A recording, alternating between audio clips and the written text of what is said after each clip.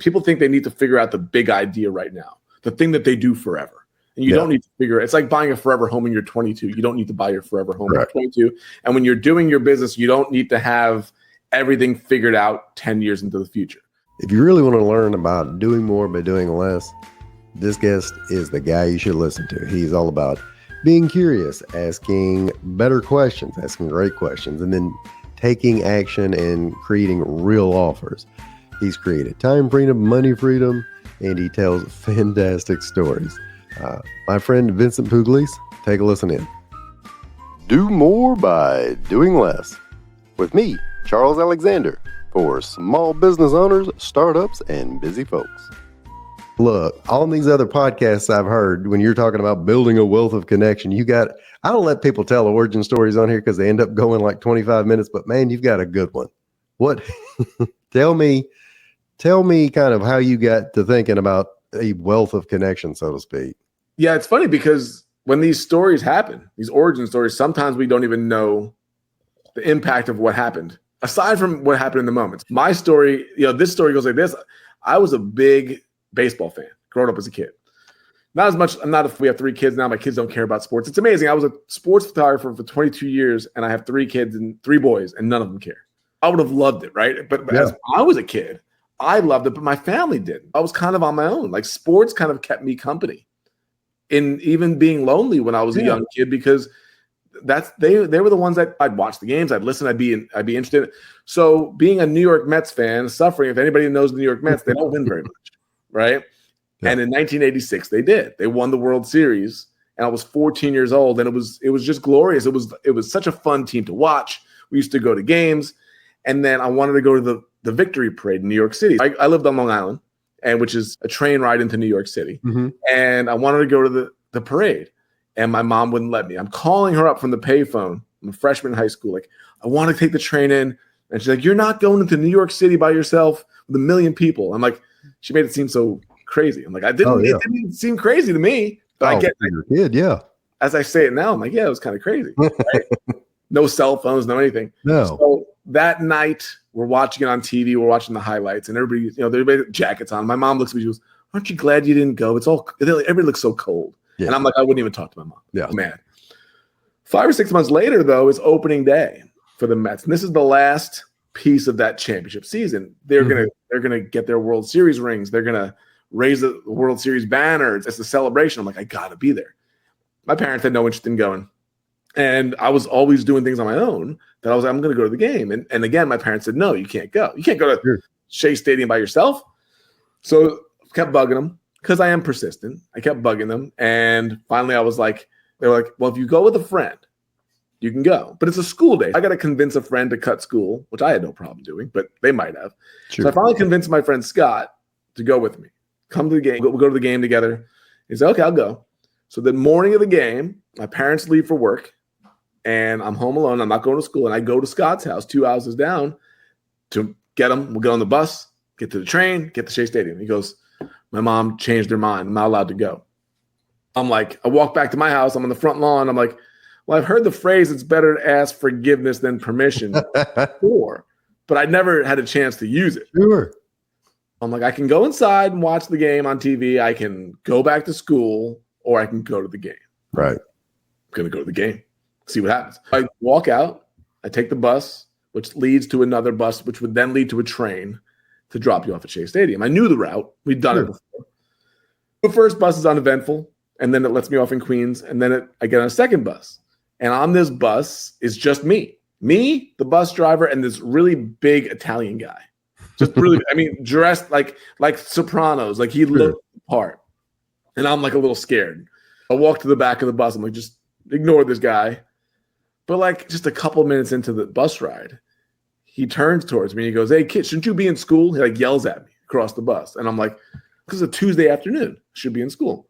11 o'clock in the morning because it's a day game. I said, well, I'm going to the Mets game. And he goes, by yourself you're going? I'm like, yeah. He goes, you even have a ticket? And I'm like, no, I'm going to get one at the game. He goes, kid, this game's been sold out for months. It's the hottest ticket in town. You can't just go get a ticket. How much money you got? So now he's asking me how much money I got. And I'm like, is he going to rob me? I'm like, I got $30. He laughs out loud. He says to the bus driver, you believe this kid? $30. not going anywhere at $30. He's like talking about me to the bus driver now. And I'm 14 years old and nervous. And so I just like turned towards the window. I wouldn't look towards him. So he didn't say another word. I'm like, good. He's leaving me alone now. So I get off at the stop at Jamaica where I'm going to get onto the train. And as I'm walking down the steps, he stops me. He goes, hey, kid. And now he's a little bit nicer. I turn around. He goes, come here. He's like, goes with his finger. Come here. So I walk up the step. And he said, all right, when you get to Shea, you go to gate B. You ask for Vito Lateruli. And you tell him that Funzi from the waterfront sent you. Is what he says. Funzi. F-U-N-Z-I. Funzi from the waterfront. And I'm like, and I don't know what the waterfront is. I don't know what it means. I'm like, okay. So I'm like, he goes, you got it? I'm like, yeah, I got it. He goes, now go. Like points at me like now go. All right. I get off the bus and I get in the train. I'm like, I'm never doing that. I don't even know who that guy was. But on the train ride to Shea Stadium, that's the only thing I thought about. I was like, gate B, Vito Lateruli, Funzi from. I kept repeating that in my head over and over again. Because if I did need to use it, I didn't want to forget it. Right.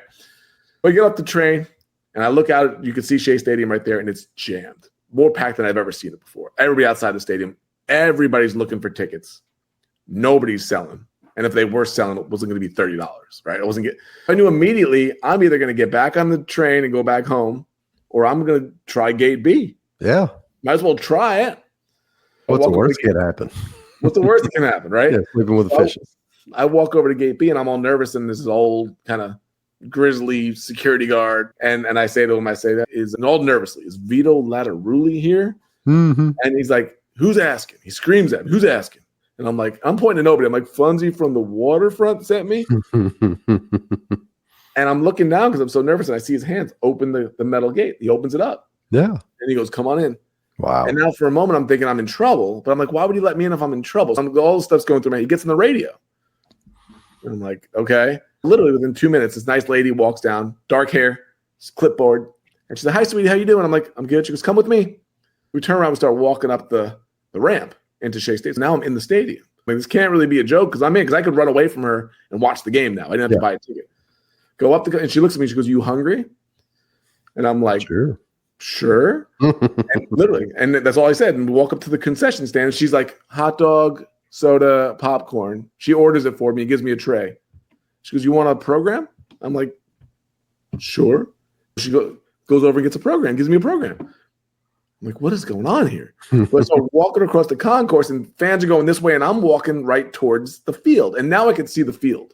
I'm like, this is bizarre. I can see the green grass. And yeah, it's real. It's real. I'm walking down the steps, and we're getting closer and closer, and now we're behind home plate. And getting even closer.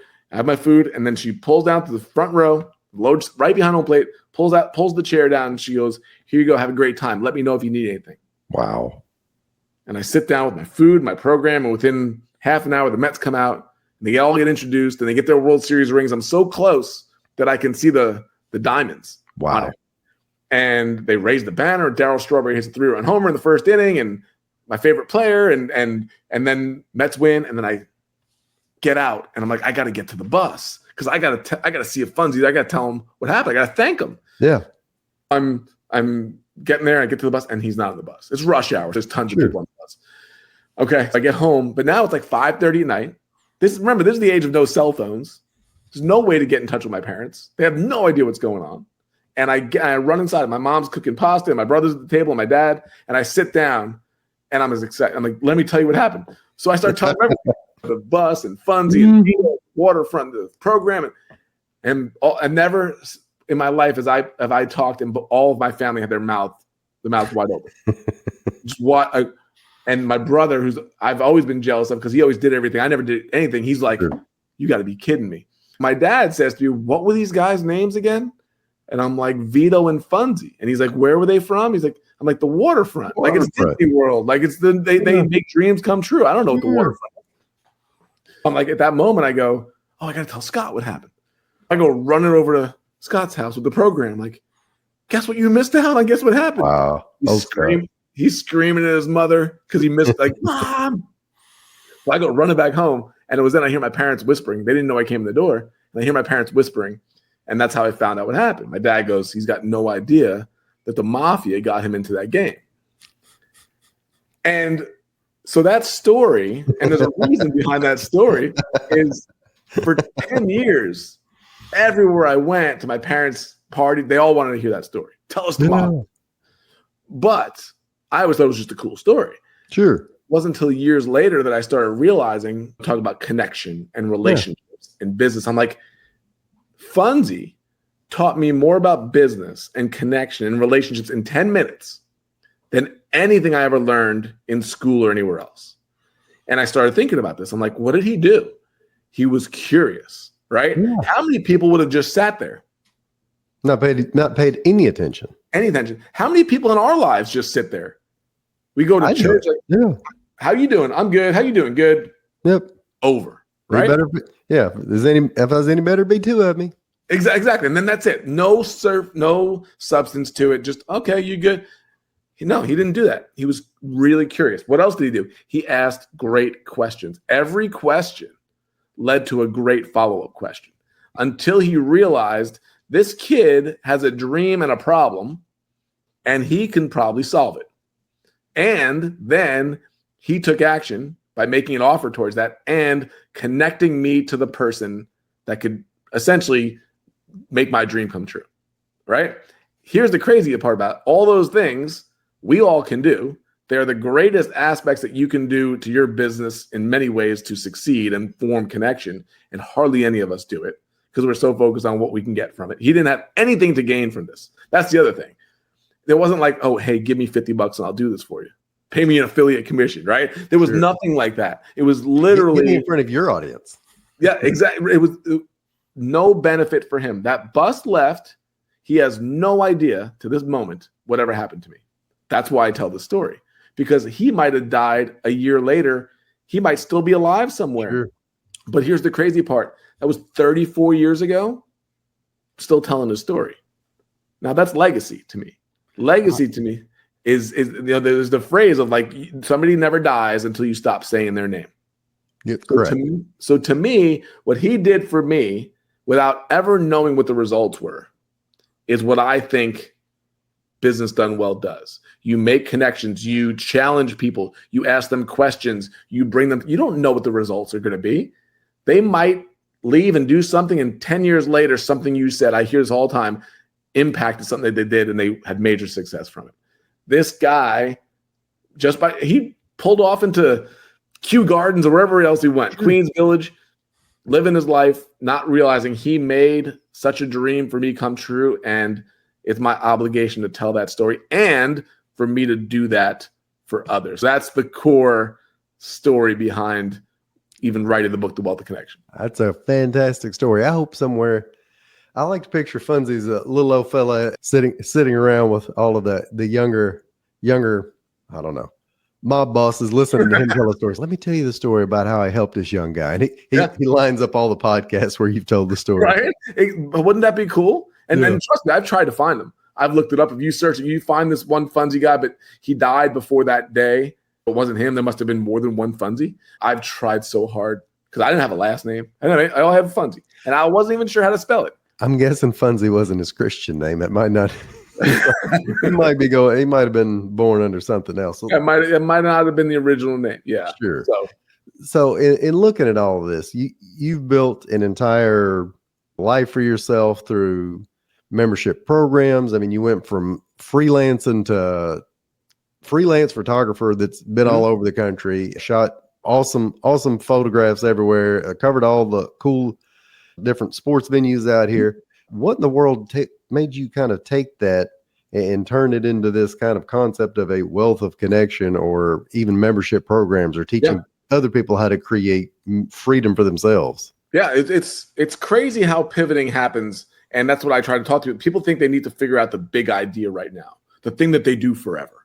And you don't need to figure it. It's like buying a forever home when you're 22. You don't need to buy your forever home when you're 22. And when you're doing your business, you don't need to have everything figured out 10 years into the future.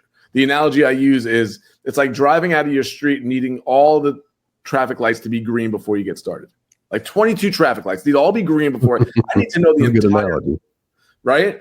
Yeah. So for me, after the Funzy thing, 10 years later, I was like, man, sports, I love it. Can I actually make this a career of mine? And I turned it into being a sports photographer. which was a really challenging thing to do, but it was a dream job. So for 20 years, I got to travel the country, Super Bowls, World Series, everything. Like, hey, can I do what I love? Like, I can't be an athlete.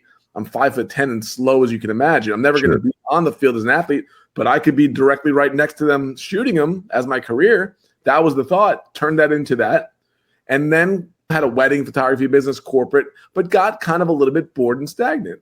And realizing, hey, if I fall on my shoulder and crack my arm, money goes away. Can't a service-based business. And at first that was great because the service-based business got me away from the job, right? And that's often the way that it goes. You have a full-time job, you do some type of service business to own a business, but you really just own a job, right? Because if you don't do the work, you don't get paid. And then what happened was this. We were doing weddings. We had a very successful wedding photography business, my wife and I, for many years after that.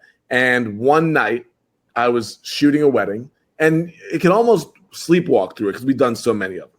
And working with this great DJ, and has his own business, but service-based business, but he doesn't think like a businessman. He thinks like a DJ.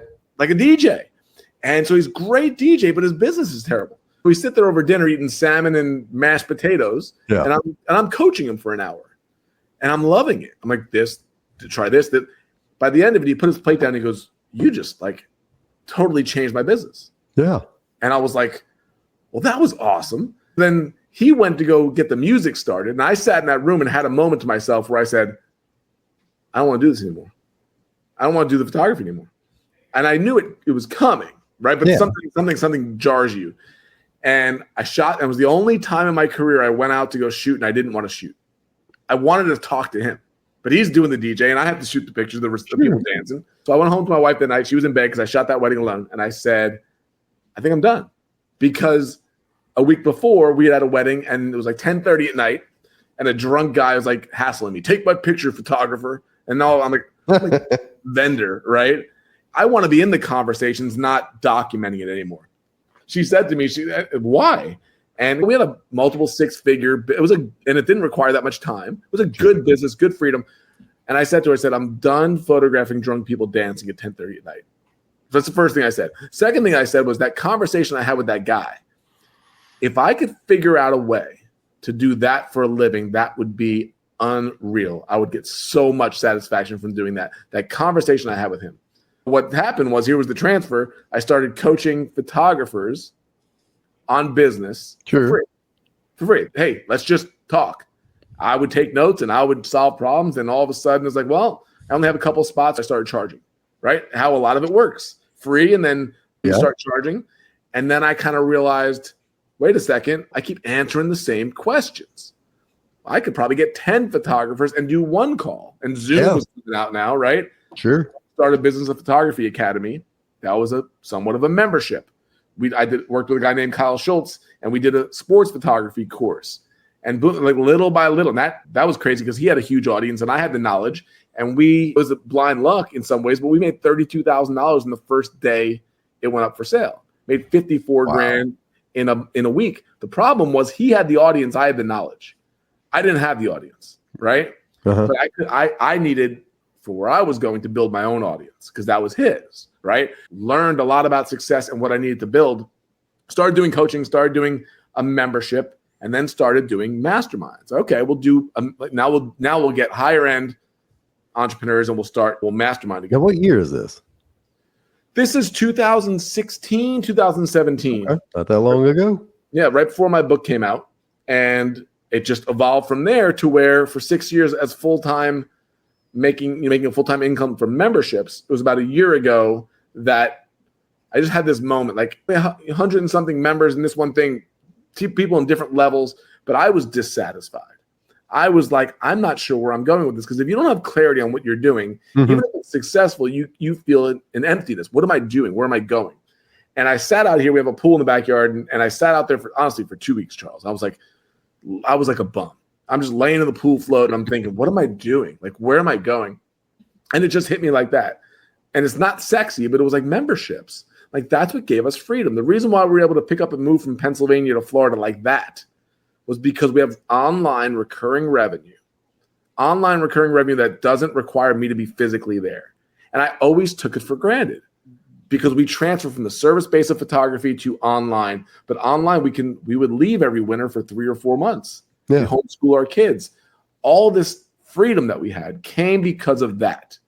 And I don't think I ever gave it the proper credit. So I did a bunch of market research calls, probably 100 phone calls about this idea of a pivot in our business. And the response was unreal. It was like, I would join that about, hey, we want to create a community only for people building memberships or wanting to build memberships. We want to build recurring revenue online that can be scaled out, and it doesn't require staff and it doesn't require employees. It's my wife and I, and we contract. It's a very simple structure with multiple levels of income stream that requires a couple of hours a week for me to do, right? But I do a lot more work because I love it, but doesn't require it. And that's where it came to that. We pivoted to membership freedom about a little over a year ago. Now we have, I think, 160 members in the main membership, and then all different levels where there's people at. So that's the overview of how it got there. Sure. By the way, anyone listening, watching, I'm a member. Yes, you are.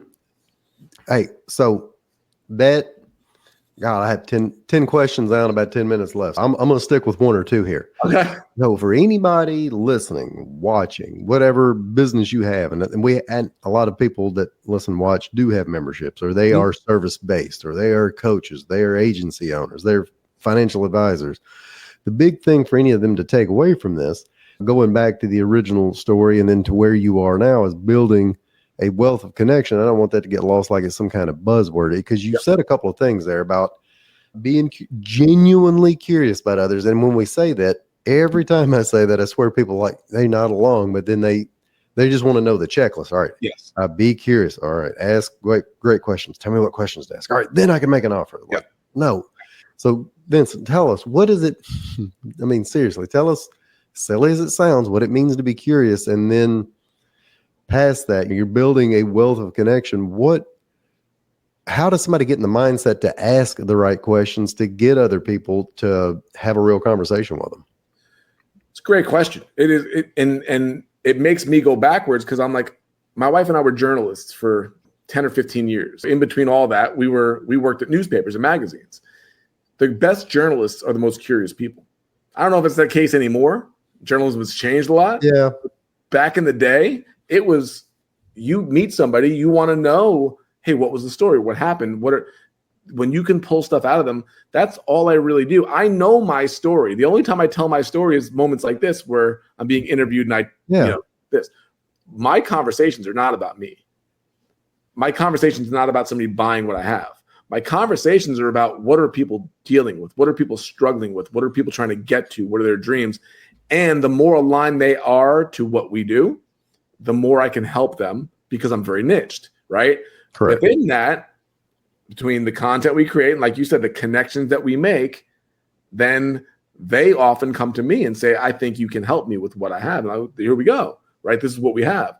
But it doesn't come down to, hey, let me get Charles on a call and try to sell him on this, right? It doesn't come down to, hey, let me ask 2 questions so that I can give the pitch. How many people are doing this wrong? And here's how I know. Right. Yes. Because they all pitch me. So, and I'm kind of sarcastic. I'm a New York Italian, and I'll give it to you. You reach out to me on LinkedIn with your pitch, I'll be like, really? Like, we have no connection. I don't trust you at all. You don't trust, but now I'm supposed to buy so I'll have fun with it a lot of times. I'll have fun because there's so many people who are doing it wrong, and I don't know who's teaching them this, but they're destroying their connections. They're not building trust. They're not building any type of appreciation. They're just trying to make a sale. And I can tell you, the people that are doing this long-term are not doing that. They might have a lucky year because they're just pitching so many people all the time, but they will not get referrals. They will not get word of mouth. They will not get raving fans from it. They will get, as you and I have talked about before, people into a program that at the end of it are very disappointed at the end. And not only will they not refer them, but they will speak poorly of them. And that's what's coming for a lot of people.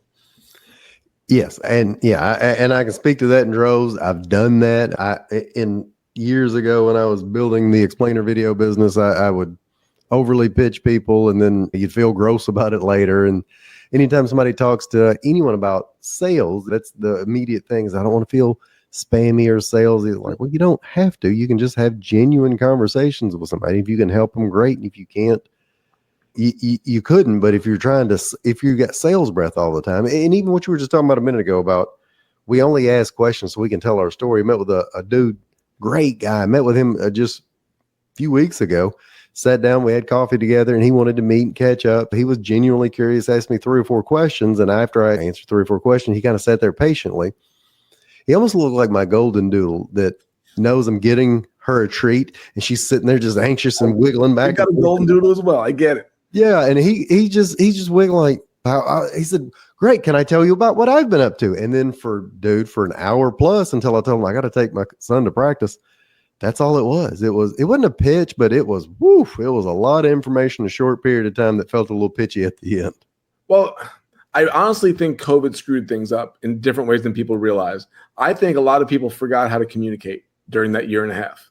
Maybe. I think a lot of people got lonely. A lot of people got self-involved. And when you talk to them, I'm stunned how little self-awareness so many people have. Like, are you not hearing my Are you not hearing my be looking away? Like, I can't listen to this for 25 more minutes. Yeah. And I have to be, I don't want to be rude about it, but do you not understand that you can talk for a half an hour straight and not ask one question back? It is more, maybe I'm just more aware of it now because it's my business, but my goodness, is it awful. Yeah. So here's the thing. I remember hearing Billy Joel, they asked him, how'd you become successful? He goes, well, I'm really competent in writing songs, playing music, staying on stage. And he said, when you could be competent in a world of incompetence, it's not hard to stand out. And I think that's the same thing here. It doesn't take that much to be curious. It doesn't take that much to really try to form genuine connections. And my view of it all is something great's going to happen in 3 years. Like Jason connected you and I, right? And Jason thought you'd be a good Jason Elkins, give him credit. That's right. Be a possibly good fit, right? When we got on the phone, my mindset is I want to just see if I can help and be curious. And I think something great's going to happen within 3 years. That something great might be me joining something you have, or me connecting to somebody. But if my idea was Charles has to join, what's going to happen? You're going to be like, this guy is just like everybody else. People have such a short-term mindset when it comes to this. If you realize that every conversation, if you do it right 3 years from now, something great is going to happen, you will not approach it the same way most people do. Preaching to the choir. I love every bit of it. It's probably why I joined in, and I've made more mistakes than I could possibly count. But yes, the concept is and I know you always got to have a call to action. You always got to let somebody know, and all that is correct. And even when I'm doing my email blast or putting something out on LinkedIn, I'll occasionally put a little, hey, by the way, this is what we do. But the concept is just to build an entire wealth of connection through being genuinely curious, asking other people questions that you want to know the answer to, that you enjoy learning about. And then if you can help them, great. Look, dude, it's been a fast 28 minutes. Wrapping up here, and kind of with this, I'm going to throw you a couple of quick softball questions. First of all, I know, so The Wealth of Connection I mentioned 12 times so far. That's one book. Do you have any other books? And I know you're a reader. What other kind of books do you think somebody should read around this concept?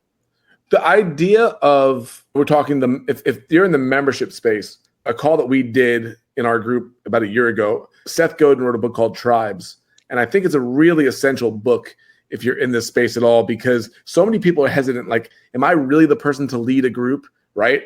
And when he talked about the idea of tribes, it is the tribes are already set up. They're already there. They're just looking for leaders. Yeah. Right. Like, I stepped up to lead mine. You're stepping up to lead yours. So many people think that they need to be the be all end all and have all the information. And it's not the case. You need to be the one that brings great people together within your tribe, and you will all grow together. That's a book that I think is game changing for people when it comes to just the concept of building a tribe. And there's a lot of generosity that goes on within it if you read that book. Fantastic. The last one that I ask everybody, and I'll give you a little setup here since the topic is do more by doing less. What is something that Vincent should be doing less of right now? And if he does less of that, it'll let him do something else more. What's something you should be doing less of? What's something I should be doing? That's a great question. And I don't want to give an arrogant answer at all. I feel like this is what I obsess over. I obsess over what you teach, right? Well, you had a group, Total Life Freedom. We're in the same boat here. Yes, I'm trying because if here's the thing, I'm a very lazy person. I'm going to be dead honest. I am not the person that's going to work 8 hours on something I'm going to find the best result as quick as possible. Not shortcut, but I'm an 80-20 rule person, right? I think what I need to do better at is 80-20ing my 80-20. Just go deeper into that. Gotcha. Become more efficient with it, because the most important things I can do, Charles, are 3 things. Create relevant, meaningful niche content, make real personal connections, and make irresistible offers to what I do. It's what I teach you guys. It's those 3 things. That's it. From one idea comes multiple levels that you can offer to people. And generally for me, they all revolve around recurring revenue in different levels, to where that's where the financial time and location freedom comes from. Because with all the things that we offer, what is expected of me is a couple hours a week, which allows me to do more of the other things that I do well. And that's what I think can be really elevated for so many people, I think, that are listening. So 80-20, the 80-20, and what will that let you do a little more of? Oh, having these conversations, creating better, more relevant content, creating the offers from within our membership to make them more successful. It's the only 3 things I need to do. If I have a 3-hour conversation with you, it is not a waste of my time. It's probably the most valuable thing I'll do all day. It's not scalable. Right. And to become that successful, I think you have to do the unscalable things. For me, I get more value and probably more referrals from a real one-to-one conversation than I do anything else. But I also create lots of content for free that many people can view. When you can combine those, like peanut butter and chocolate, that's how you get the Reese's Peanut Butter Cup. How can somebody find you? Yeah, I'm very active on LinkedIn and on Facebook. If anybody wants to follow me there, happy to have you come along. Our website's called mymembershipfreedom.com. We actually have a quiz now if you're interested in memberships, on if a membership is right for you. So that's right there on our website, and I'll send you the link for that. And I give away the audio for free of The Wealth of Connection, our book. So if anybody wants to listen to that, there's no catch. It's not like 2 chapters. It's the entire book that you can get for free. Vince, dude, I appreciate it. It's fast, furious. I got 1,000 more questions. We'll have to do this again. But hey, man, thanks for being on today. My pleasure. Thank you. Don't take off just yet. I've created a new program just for you, helping overworked entrepreneurs create their very own 4-day work week in 90 days or less. Look, if you'd rather spend more time with family, friends, traveling, exercising, having the time to do what you want instead of, putting out never-ending fires, tackling another to-do list, and checking email at 9 p.m., then go to my website, yourcharlesalexander.com. If you've created the income you want but don't have the time freedom you deserve, then this is for you. And as always, if you don't, an angel may actually lose its wings. True story. Have a great day.